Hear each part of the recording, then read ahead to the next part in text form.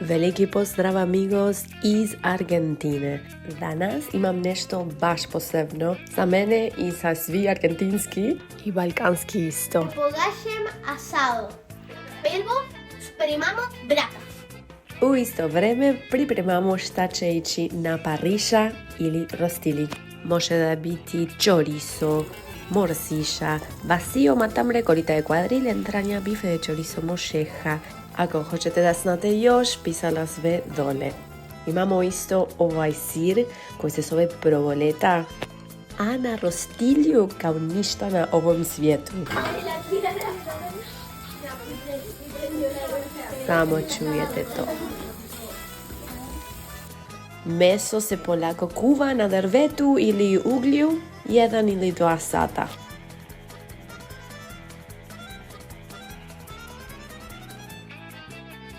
Čekaj, chimichurri?